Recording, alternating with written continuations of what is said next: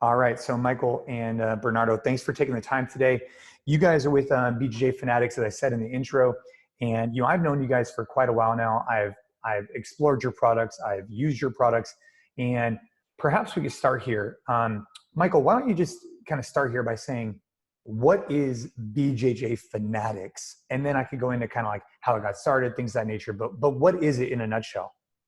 Sure. I think right now we're a platform for learning, and we have over 400 instructors, over 1,000 programs for different specialties and niches inside of Brazilian Jiu-Jitsu. Okay. And so And also wrestling and other kinds of fighting at this point. Yes, I want to dive into the different verticals, but essentially you're a web-based platform that sells DVDs, longer format instructions on different types of movement. And Bernardo, I know that you and Michael started it together, and you have a super, very much so competitive background in jiu-jitsu. Michael, not that you're a black belt in jiu-jitsu as well, but Bernardo, you're a multi-time champion in jiu-jitsu. And so how did the whole thing get started between the two of you? Because it seems like it's kind of a match made in jiu-jitsu. You can differentiate by saying he wins when we train. He wins when, okay, fine. He wins when you train, but it seems like a great match because it seems like Bernardo comes from the sport aspect, the technical aspect, and he also, I want to dive into your marketing and sales side, but then Michael, you seem like you're a little bit more on the business side. So is that kind of how things have shaped out, and how did it get started? The funny thing is that probably that's how it was at the beginning, but I would say he's at least an equal now with the business stuff. And I think he keeps me focused. It's not a situation where he's kind of like the star athlete and we wake him up for the important meetings. Like it's actually the opposite of that. He's very, very involved, even more so than I am at this point. At least as much. I appreciate that, Michael. Yeah, but OJ, so we started in 2014. Michael offered me to make one DVD. Michael had, before BJJ Fanatics, he had done a few DVDs with people that there was not like one brand, one website. He would just like create the content with someone, create the URL online, and sell that thing, like more like in the launch model of the thing. So he invited me to make one DVD, but I already had an agreement with another company actually, and I couldn't make the DVD at that time. But he was, the jiu-jitsu that he was playing was the same jiu-jitsu that I used to do all my life. That was kind of like for people who follow jiu-jitsu, was the half guard style and the pressure passing style. So he invited me to make a seminar in Boston, a clinic, instead, as I couldn't do the DVD at that time. And then I came here, I make the seminar, and then one of those coincidences that my wife used to go to every seminar with me. And then for that one, Michael was like, hey, if your wife comes, I book an hotel for you. But if your wife doesn't come, you can stay in my house, and then we will do a private lesson in the basement. I have a mat area in the basement. And then coincidence that my wife didn't go to that seminar and that trip. She stayed in New York. So I went, and then I met Michael, and we went out for dinner. And then when we come back, he was showing me like all the business stuff that he used to do in the past, and that he was still doing. Like, and he had like a few schools for nothing related to jiu-jitsu, but fix me if I'm wrong, Michael, but guns license school, construction school, real estate school, and all the traffic for the schools were done online. Google AdWords and this and that. So he started showing me that stuff, and I remember that he was the one who started telling like, you should have a bigger presence online, because the only reason that I know you, it's not because you have won the world championships, blah blah blah blah. It's because I watched one of your matches on YouTube. So if it was not YouTube, I would not know who you are. And I didn't know anything about marketing, anything about nothing. And Michael started opening my mind. He was like, you should be more present on YouTube. You should be more present on Facebook, on Instagram, and blah, blah, blah, blah. And then I came back from that trip thinking about it. Like I was like, man, I got to get better on this and that. And then I started playing around with like Facebook ads, you were posting stuff on YouTube, on Facebook, on Instagram, this and that. And then that night that he was showing everything, I remember we went to sleep 5 a.m. You remember that, Michael? I do. And the seminar was like 8 a.m. or 9 a.m. So we barely slept that night. And we taught here jiu-jitsu lesson in the morning. Yeah. And so then for like 6 months or so, I would call him to tell him what I was doing and ask him tips as well. And I would call him and say, hey, my Facebook page went from 1,000 followers to 10,000 followers. And he would call me and ask jiu-jitsu questions. And then we started becoming friends and this and that. And then after some point, Michael suggested, he was like, oh, well, we can make something together here. I have these few DVDs that I had done before. And you're learning how to drive traffic and that kind of stuff. So why don't you build a website like this? So it was a different website. It was not even BJJ Fanatics at that point. And that's how things got started, you know, like, and then. Wow. So you go over to his house and you guys just kind of hit it off, and, you know, he kind of shows you the importance of marketing, Facebook, because ultimately what I think BJJ Fanatics has done really, really well, and correct me if I'm wrong, you've identified credible, successful, well-articulate instructors, and then found a way to basically highlight them. And you highlight them through every media platform possible. I mean, I get texts from BJJ Fanatics every 2 seconds. I get emails every 30 minutes. I get, you know, you guys are just on it nonstop. And that's definitely one of the topics I want to talk about today. But before you met Michael, so Michael, before you started BJJ Fanatics with Bernardo and also a third partner, which I want to talk about, you were doing something similar with a different industry. Is that correct? Yeah, I've done entrepreneurial stuff for a long time. And the funny thing is that when Bernardo came and met me, it's almost like when the first UFC came and people saw Brazilian Jiu-Jitsu for the first time. It's like, oh my goodness, like this stuff's unbelievable. But as I look back at what I was doing at that time, it's very, very rudimentary. Just like if you look at the jiu-jitsu that first came over into the country, it was way better than what anyone else had at that point, which is all it's important. But it's gone so far, and I think in the same manner, we've gone so far from what I was doing with. I mean, I was using some very, very basic stuff, but listen, it was better than nothing. It was working. But we've taken it, of course, to a few more levels since then. Of course. And this was in 2014, you guys originally met. And so now, as you guys start the company, I think this is really relevant to anybody, is whether you're in the jiu-jitsu space, functional training, you name it. When you're starting a company, it's not always rainbows and unicorns. And it sounds like you guys really hit it off and created a great relationship, which is so important. But you also have a third partner. So I'm really curious, with your background, Michael, a little bit more business focused, and I'm assuming, Bernardo, that yours was a little bit more athlete focused. That's my assumption. Is that kind of correct? You were a little bit more on the athlete side growing up, you know, kind of coming through the sport. And Michael, you had the business acumen, kind of bringing it together. So with the three of you guys, was there partnership agreements? And Bernardo, what was that like for you, kind of getting into the business? I'm curious how that all went. Yeah, I think the relationship since the beginning was the best that I could ever dream of. And every time people ask me like how is to do what we do, and I always say that I think the main thing that we have is this friendship and this relationship, because when I look everything we do and I think about like doing by myself, for example, I think it's literally like impossible, you know, like there's so many things going on in the same time that if you don't have like, if I don't have two other people on my side and everybody carrying the weight, it would be close to impossible. But yes, you're right. I grew up pretty much like fighting jiu-jitsu. I did college about business, but I didn't learn anything. And I was just worried about fighting jiu-jitsu all day long. So I grew up training jiu-jitsu and competing and this and that. But I always wanted in the back of my mind at some point to do something business related, you know, like, because I think that would be the course of my life, right? At some point I would stop competing and I would at least have a jiu-jitsu school, which you are an entrepreneur, right? If you own the jiu-jitsu school.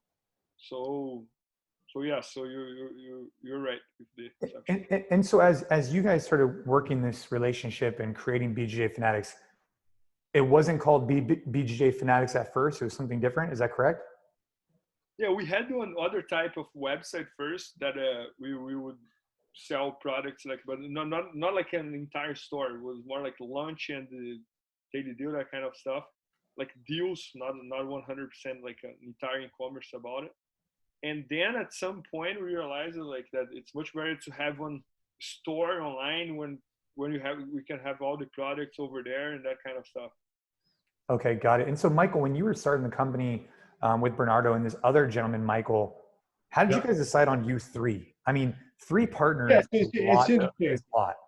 So I have, it's funny. So in my life at this point, right, I have 2 ways that I'm friends with people. 1, I knew you since high school, or 2, you grapple or some sort. Other than that, I don't really have or you're my neighbor or something, right? Right. Other than that, like I pride myself on being a real loyal guy. And so I had this partnership with one of my best friends from high school, who I met when I was 14 years old. And so and now he's not a jiu-jitsu guy, and there's no one really sees him because there's no reason to, because he can't tell the guard from the mount. He doesn't know what it is, and he's into other sports. But I said to Bernardo, he and I were hitting this off, and I said to him, listen, I have this other business partner, and I mean, for lack of a better term, I mean, I'm not going to go say to him, hey, listen, I'm going off somewhere else and working on this. So is there any way we could work this in? And Bernardo, to his benefit, said, yeah, well, I'm sure we can figure something out. We were able to come up with an arrangement that worked for everybody.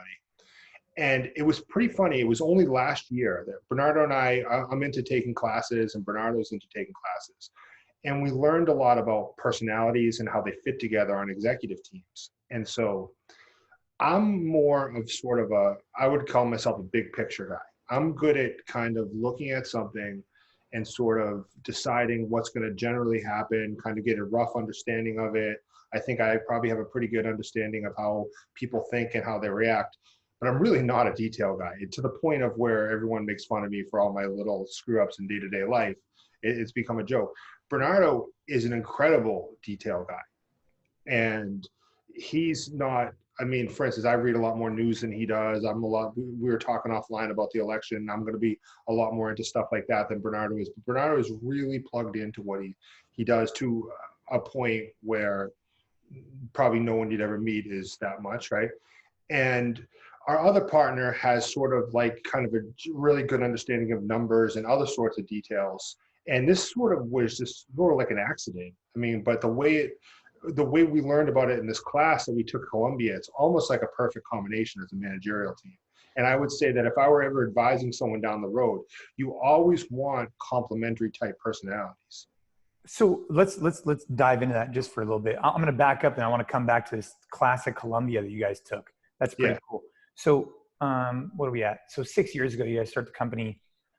Did you guys have like a formal partnership agreement? Did you guys, you did from the get-go? Yep. And clear roles and expectations. And then along the journey, like looking back on it, especially with your class you took at Columbia, is there is there anything you would have done differently with 3 partners? I know you definitely touch base. I think it's really important to have different skill sets and different strengths. And I think that's critical. But along the journey, what else do you think you wish you had done earlier?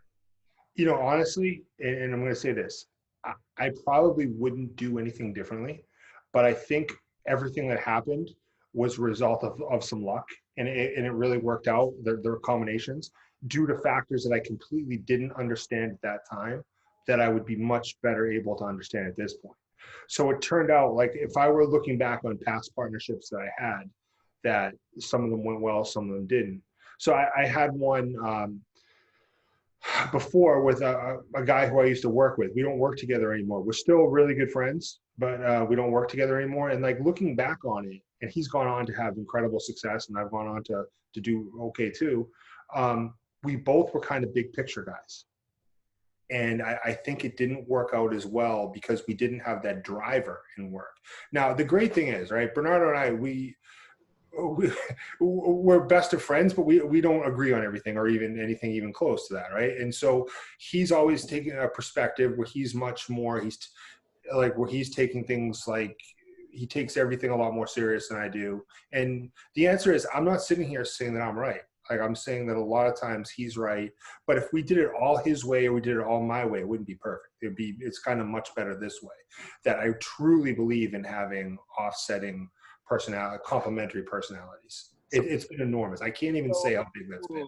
Okay, so but the fact that it's 3 people is in my opinion where the magic happens, because there's never a discussion or hard feelings, and because if you want to do something on one way and the other 2 wants to do it the other way, you just be quiet and do it the other way, like, and then sometimes the opposite happens, like Mike wants to do it one way and me and Mike wants to do the other way, or Mike wants to do it one way and me and Mike wants to do it. So there's never a discussion or we don't get stuck. Yeah, the 3 people is really interesting. So, we talk to many people on this show, and most people, I would say, have partners, right? It's always 2 for some reason. And that could be a really challenging thing. It could be a stalemate. I don't think that Bernardo and I would have done as well with just 2 of us. I really don't want. I mean, we obviously would have done fine, but. No, look, we'll fast forward a little bit. I mean, I think that the 3 people, and I get what you're saying, Bernardo, where it's like, if 2 think it's a good idea and 1 doesn't, hey, you know what, let's roll. I imagine it makes decision-making a little bit quicker than you would if you just had a 50-50 partnership, because you would bullshit about the idea for 6 months instead of just trying it. And so with Columbia in this class you guys took, tell me a little bit more about the class. I'm really curious about what it was. I remember the guy. It was like a marketing class, right? Was it branding or the persuasion? I think it was the persuasion one. But it wasn't like a cheap marketing. It was really well done. We take these executive MBA classes at Columbia, and they're crazy expensive. I can't tell you how good they are. But tell me more about them. What is it? I mean, do you just sign up for them, or how does that work? Yeah. So, well, you sign up, you get accepted into the program, and if I got in, it can't be that hard to get into, and so you go into it, and it's probably like a 3 or a 4 day class, but it's all day every day. So you're getting, I mean, it's almost the same as like a semester or maybe half a semester that they're cramming it into a crash course, and it's expensive. I maybe call it $6,000-$7,000 for 3 or 4 days, whatever it is. And you go and you live in the city, and you go over kind of a concept, and they're taking you through. You're doing group exercises, and you really get intense on that subject for a few days. Like, you're not going to get anything else done at work those days. Yeah, and this one I think was about persuasion, but you hear persuasion, you start thinking bad things, but persuasion more like in the how human behaviors are and that kind of stuff, and then they were explaining exactly this, like how the best and worst partnerships happens when you find people who are similar or completely different than you. So, and when you think about it, that's the type of person you usually gel with to be a friend, right? Someone who's, this person thinks exactly like I do.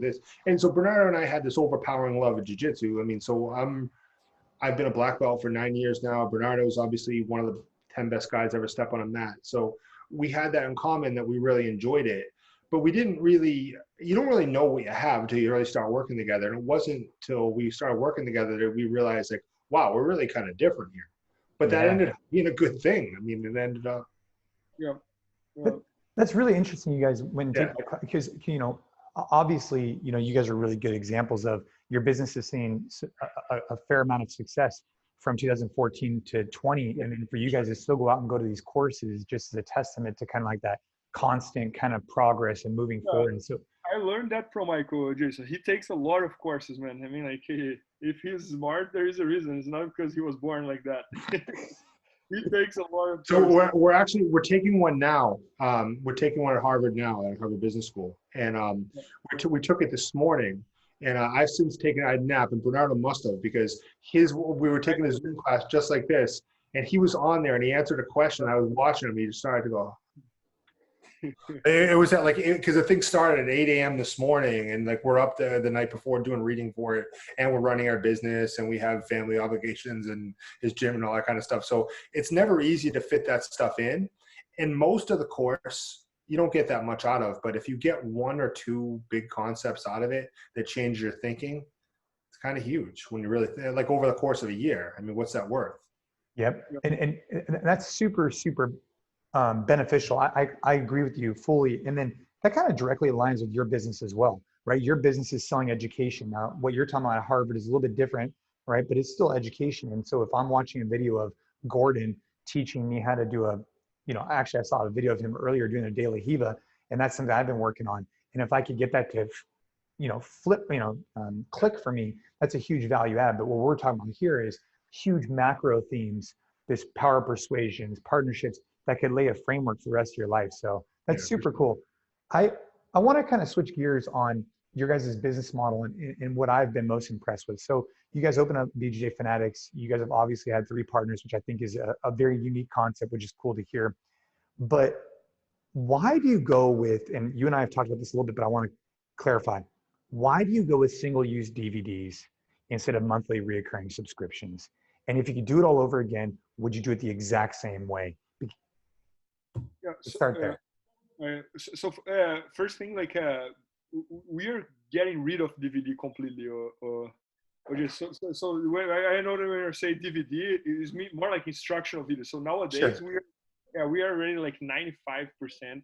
Did you ever have like a friend in your life that just like nothing but drama and problems, and you finally get that friend out of your life, and it's like, I should have got this friend out of my life a long time ago. That's what we're kind of finding out with DVDs. Yeah. Like actual, and by the way, just for everybody to understand, when I say the word DVD, you guys actually sell real hard DVDs, like the one that we used to put in our, remember the visors, and you'd put the visor, like the CDs and DVDs. So believe it or not, coronavirus sort of ended that for us. And I'll tell you why. Tell me. So what was going on is that we were selling less and less per year. We got it down to about 10%. And even though it was 10% of our sales, it was like 90% of our customer service because, the mail's slow, this one came cracked, but that's fine. We still had them because it was still strong demand. And a DVD buyer to us was worth more than a normal buyer because it typically would be an older buyer. They'd buy more. And so then what happened with coronavirus or COVID, we couldn't get people to come to work. And so now we're getting massive amounts of people. We're still getting massive amounts of orders, but no one can make the DVDs. And now it was getting to the point where now they're 2 weeks back. Now they're a month back. Now they're 2 months back. And so we said, why don't we press the pause button on this simply because we cannot fulfill them. No one will come to work. And then we noticed that wow, life all of a sudden started to get better and sales didn't really. So. Yeah. Wow. Yeah, okay, so when you asked us if there was anything that you would have done different since you started, when we started everything, we didn't have digital. It was only DVD. Right. That was 5 years ago, so the world was already digital. So I would have done that different. I would have digital by then for sure. You guys were like Netflix. Remember when Netflix first came out, like maybe 10 years ago, whatever it was? You put in the mail. Yeah. And so, I want to kind of split this into 2 conversations. So the first one is with the DVDs. It was a legacy product for you guys. It was probably hard to get rid of. And I know we've had this issue at our business where we feel like, man, if we get rid of that, we're going to really piss off people. It's going to, whatever. All right. Now all of a sudden you use COVID as, I don't want to use the word excuse because it actually had a reasoning behind it. Yeah, it was real. But looking back on it, it's so funny because you said, hey, it makes up 10% of our revenue, but 90% of our headache, for example, or 80% that you said. For us, we've had parts of our business that make up 10% of our revenue, that's 80% of our headache. And how do you look at that from an outside perspective? Because I'm sure other people in their businesses are looking at their business and, I mean, you knew it was an issue, but you didn't do anything about it. And I've had the same issue. So how do you overcome that? It's like... So, I mean, I think that like anything else, it's much easier to look at from the outside. Yeah. But when you're involved in it and you say well, I actually know this customer personally. He tells me how much he loves getting the option to have DVDs. And even though he's one of 100,000 customers or whatever it is, he's the guy who has your mind share because you've actually talked to him. You think about other people, and even if it's only 10% of our business, still it's a lot of DVDs. And you don't want to lose 10% of your business. and you realize that some of them are going to come back, but you don't know how many, and it's just hard to quantify. Like, it's just not every bit of information is knowable. Yeah. Yeah, but So I can't just say like, oh, we should have known that a lot earlier. Like there was some risk there. Right. yeah, but at least having the digital a lot earlier, yeah, for sure. Yeah. Yeah. The digital. So the digital was a big move for you guys. And so Bernardo, you guys have chosen to go out and do single use, I mean, for lack of a better term, downloadable videos versus monthly reoccurring subscription model. Yeah, And why is that? that's a great question, and I think that's how we started. So we started like that without the membership, and in order to pay the instructors, we do like revenue profit share with a bunch of that. So it's much easier that way.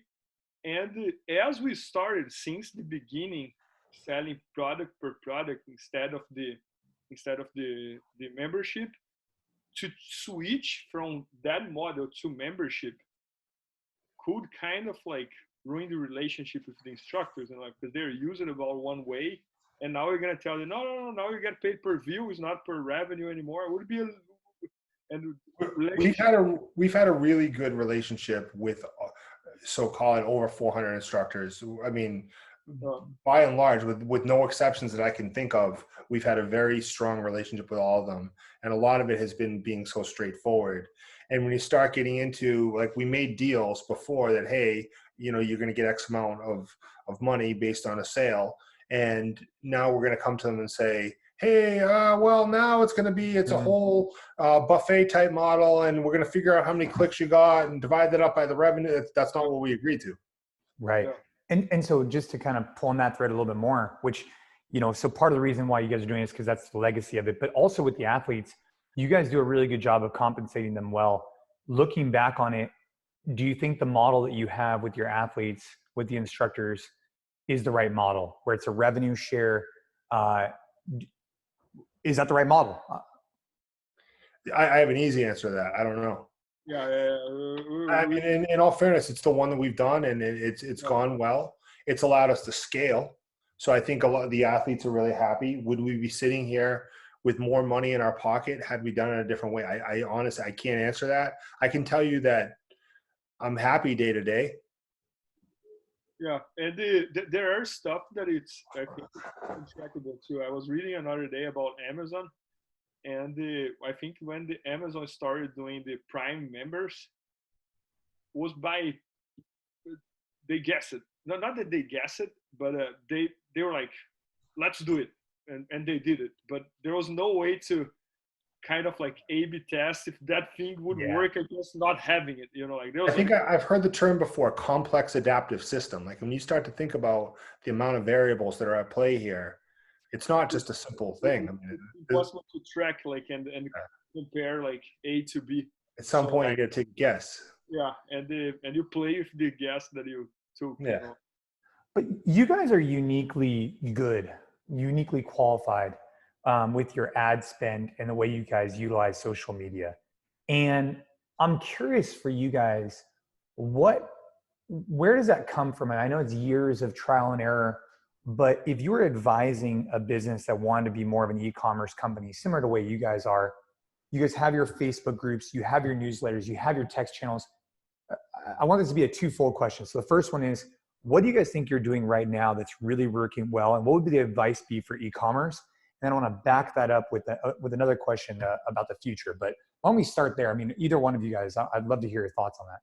Yeah, one thing I see like in a lot of different companies is that they don't want to understand about marketing, and they don't want to understand. It's much easier to just delegate some agents and blah blah blah. So what we do, I feel like very proud to say that we have touched our hands on every single step since the beginning, you know, like, so nowadays when we delegate and when we outsource, for example, oh, we're going to do Google AdWords with these agents. I have done that before, so I can judge if they're doing a good job or not, you know, like, so, and then we can do that in every single channel in the industry, you know, like, so we try to hit every channel So YouTube ads, YouTube organically, Facebook ads, Facebook organically, Instagram ads, Instagram organically.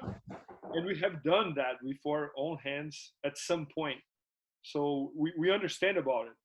Many times I see gyms, agents, gyms or business owners that they have no idea about this stuff. So they hire someone and they cannot even track if the person is doing a good job or not, so.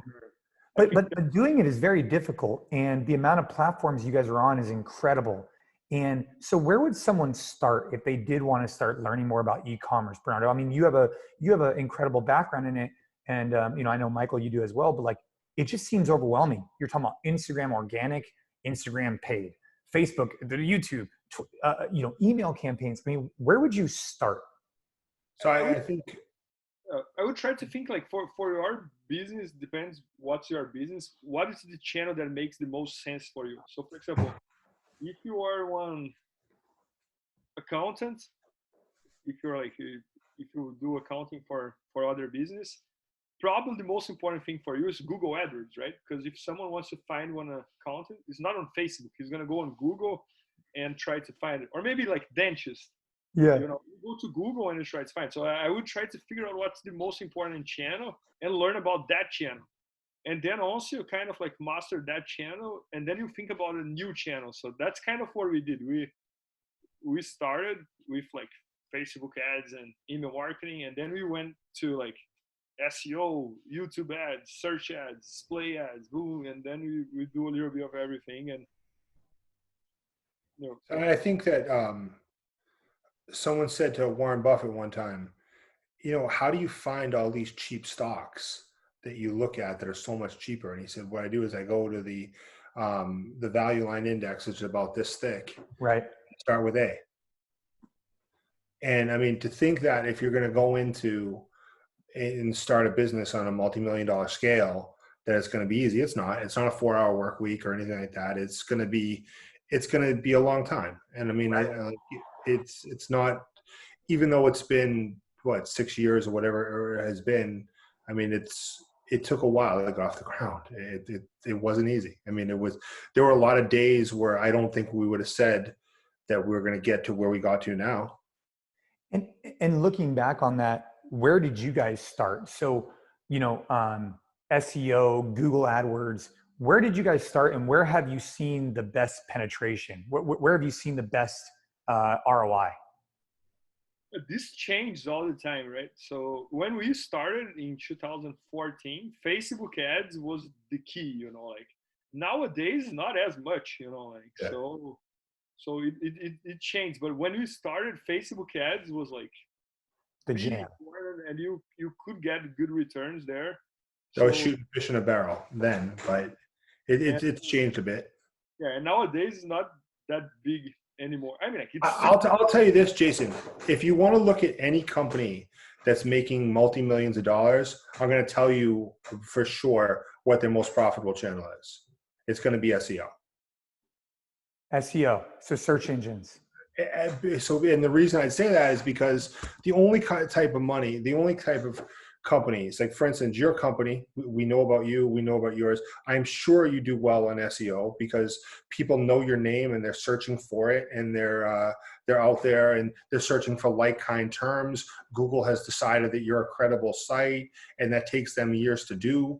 And because there's nothing that I've seen where you're going to be able to find an opportunity, go out there and make a bunch of money. Like for instance, I know there's all people out there talking about Amazon. I don't know if you'd agree with this, but I would bet you in fitness that the opportunity has gone where you're going to go out and buy an exercise roller from China, bring it here, rebrand it on Amazon as Jason's key exercise roller, and be able to make some money on it. It's just not. There's no way you can do that at that point. But at some point in life, in history, I think that was doable, and people probably made a ton of money. So I think it all changed, Yeah, but the business model, it's everything is going direct from the manufacturer to the customer. So we're the video producer. We're not really selling through. We're selling direct to the consumer. Right. And so, you guys said, hey, back in the day, Facebook ads was the jam, and I understand everything evolves and changes. Yeah. What is the what is the jam today? And what do you think is going to be the jam for tomorrow? I'm really curious. Is it text platforms? Is it text messaging? What is it? Yeah, no. The only thing is that the text messaging, once people start doing it too much, I notice I'm getting more and more. I remember at one point they were advertising as, people have texting has a 98% open rate. But as I start to get more of these texts, I'm starting to open them less. Mm-hmm. And of course that's going to happen. What's the email open rate in general, Bernard? Probably like 12-15% across platforms. Yeah, between 10 and 15, and if you're doing a good job. So yeah, so like, I mean, I think that obviously the answer is going to be everything, wouldn't you say, Bernardo? Yeah, be everywhere. The answer is everything. The answer is start with one platform, get good at it, understand it, and if you could, and kind of build from there. And so, I want to ask. So you guys have had incredible success sharing information from instructors, and because you add so much value and treat them so right, you guys are getting more and more every single day. I put up a quick post on Instagram and I was asking what type of questions do you have for the BJJ Fanatics crew. And one person said to me, how do I do a tutorial with you was the question, right? Was basically how do they become an instructor for BJJ Fanatics, and how do you pick who gets on your platform, and how do they request? That's fair. We reach out to some instructors, and also like sometimes people reach out to us. That's happening more and more. Yeah, and then when they reach out to us, most of the times we make a deal with them, and we take their content, and we reach out too when we see that someone has the potential to do a good course. We reach out to the person and that kind of stuff. It's more about us about how good of a teacher they are, rather than if they're just killing everybody in competition. Now, obviously, if they're killing everybody in competition and they're a great teacher, then that's even better.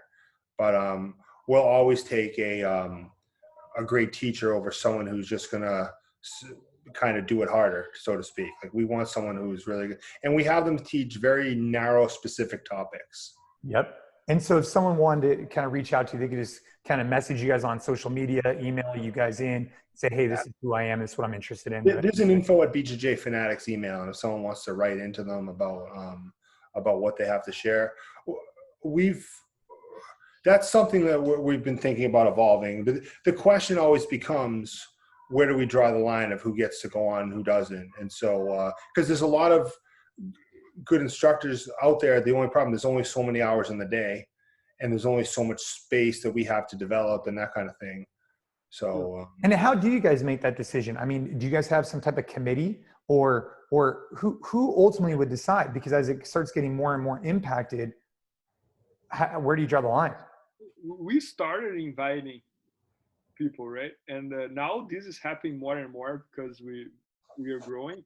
So right now there's not like a 100% system on how we decide who's gonna be and who's gonna be not. Normally it's like an email thread between us. Like, I mean, the reality is a lot of times it's like, yeah, sure, right? Yeah. I mean, that's the reality. I mean, I imagine that'll be for the future, it'll be a good problem to have. And so, one of the questions that also came through Instagram, which I found to be pretty interesting, and either one of you, please feel free to answer this, is that Jiu-jitsu has a, high barrier to entry. It's kind of scary. And I was talking to Bear from Schroyer Roll, and we were discussing a little bit about this, but if someone's looking to go and find a Jiu-jitsu school, what are some key things they should be looking for just at a high level? Maybe we could just touch base on that, because that was one of the questions that came in. In my opinion, I would look for a good environment, like even more than the technique itself, because if you're just starting jiu-jitsu, you have never done jiu-jitsu before and this and that, I think it's way more important that you go to a nice and clean place and the instructor is very friendly and very patient.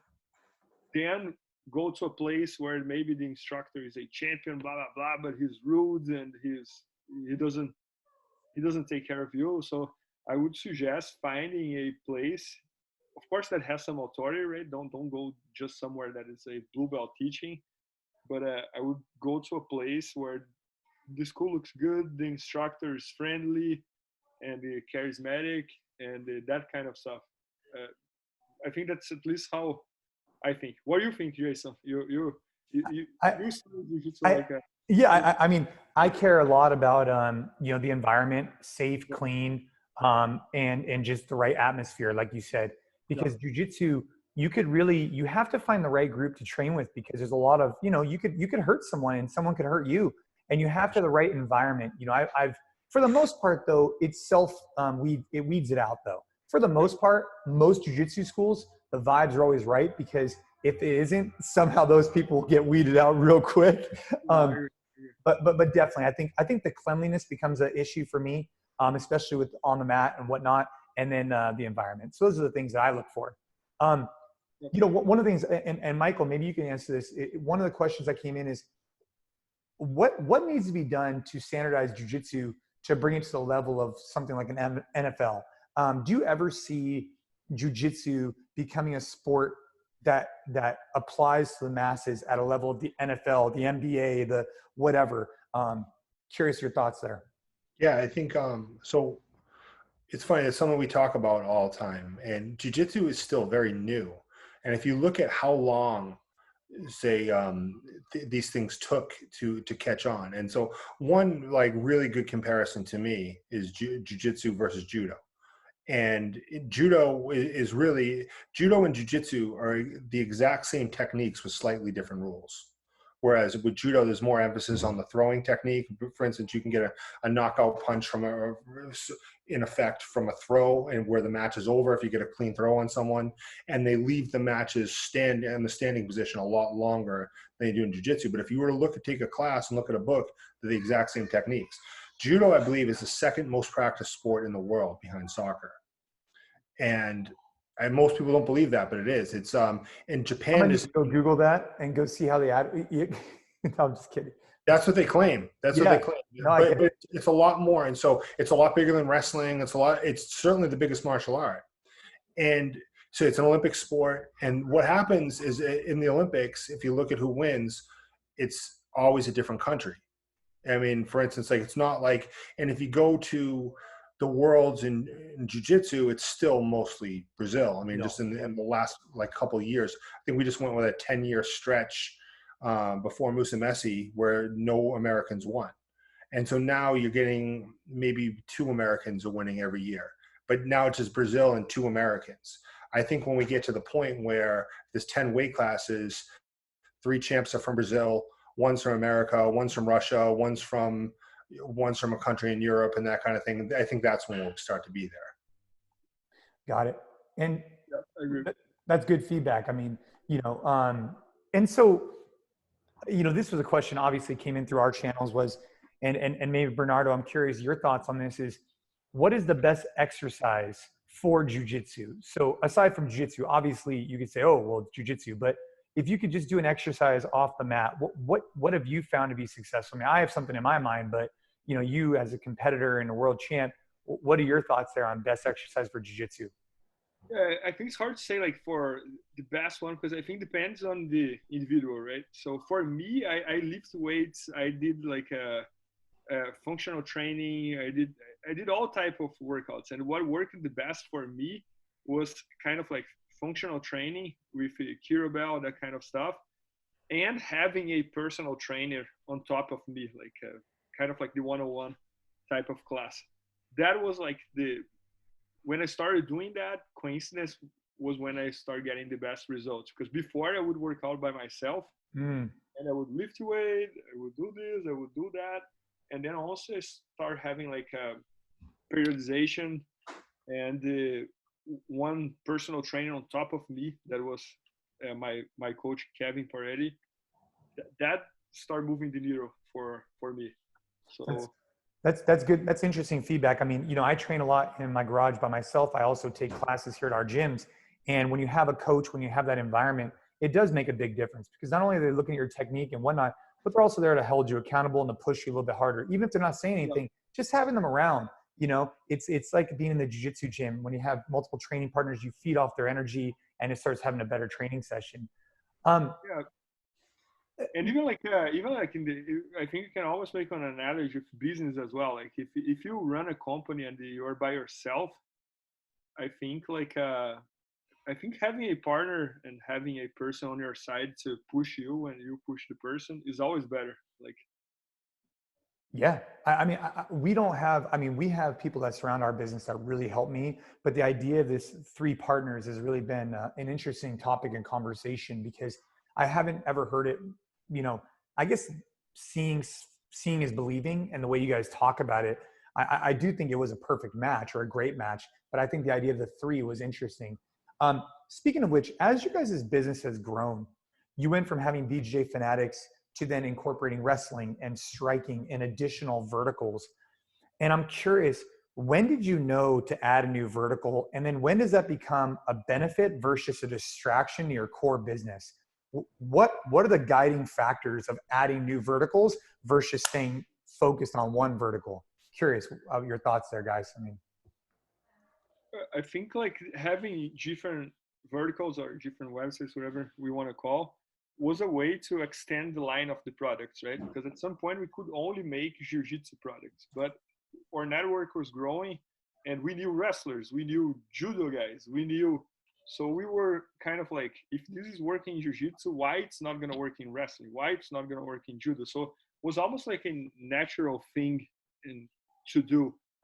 But you're right, you got to be careful with the distraction, you know, like, because there's always 1, 2, or 3 things that moves the needle, and you got to focus more on those things. I would say we have a lot of conversations with the 3 of us, and one thing we brought up is that we were having a great year last year, and maybe it was 2 years ago, and we said, you know what, we're really not failing enough here.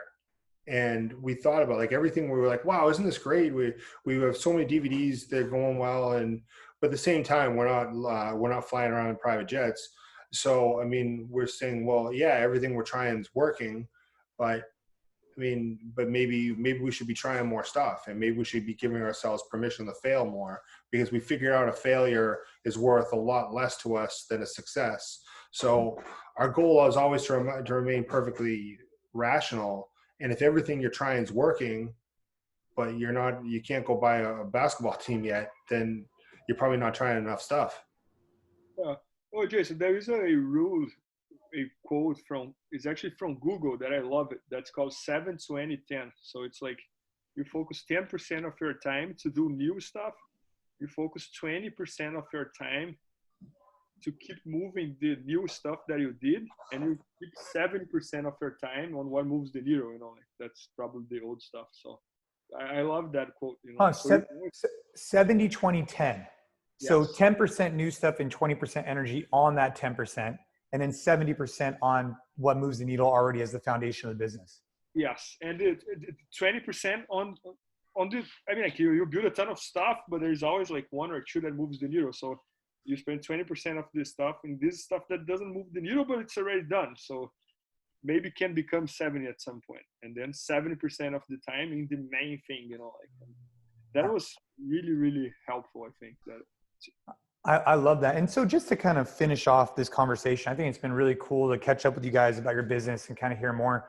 You guys really seen into the business side, into the analytics. I know that you dive deep into the numbers to really understand what's going on. I want to close the loop on the courses because I found them to be really interesting to me. If you could pick one course you guys have taken, not the Jiu-Jitsu BJJ Fanatics, but outside that, the Harvard, the Columbia, what was one course that you would recommend for any entrepreneur who's looking to start a new company based on the ones you've done? I mean, I know, Michael, you've done quite a few. So is there one that just stands out to you as the pivotal one? Yeah, we were talking about this week, like, you know, this course that I'm taking, that we're taking now, there was a discussion there that one guy was saying that one other person asking him, man, do you think you're getting the return here? And then the guy said, like, man, it's not like one course that's going to change your life, you know, like it's kind of like the journey. So, if I had to say one, there's one book, and the guy teaches seminars. I don't think he's taught them since COVID, but the guy's name is Robert Cialdini, and he wrote a book called Influence. And he talks about the 6 principles of it in there. And Bernardo and I went, I've been a couple times now, and he gives them in Arizona. The guy's a professor at Arizona State. And it's all like, it's a psychological course on the science of persuasion. That's good. It's really, that was good. But yeah. So thank you for that recommendation. And Bernardo, I like what you said though, to kind of take it back to the whole jiu-jitsu thing to finish off this conversation. Like I could walk into your gym and I'll never forget when I met Buchecha for the first time, I was expecting him to provide me some profound technique on the, or the Meow brothers to learn the Bolo or whatever. And everybody wants to kind of, I think there's something alluring about learning something new and crazy from a world champ. But when they just talk about the fundamentals and you practice those over and over and you remain consistent at them, that's when real change starts to happen. I think what you're saying is like, dude, there's no one course. It's a variety of different courses that start laying the framework. But Michael, I appreciate you kind of sharing the one that you felt like was really impactful. And hopefully I'll check those out. So guys, look, I think you guys are doing an incredible job. I think BJJ Fanatics is an awesome website. If you guys haven't, if you're listening, you haven't checked out what they're doing and you're interested in getting into jiu-jitsu, if you're interested in exploring some techniques, is there a video or a course that you guys would recommend for, let's just say you're a CrossFitter or a functional guy and you're listening to this podcast and you want to try and just watch a DVD to better understand techniques. Is there one DVD that you'd recommend to kind of start with? There's two that I think of. There's Andre just came out with one like this, and Bernardo has one, just kind of an intro to BJJ.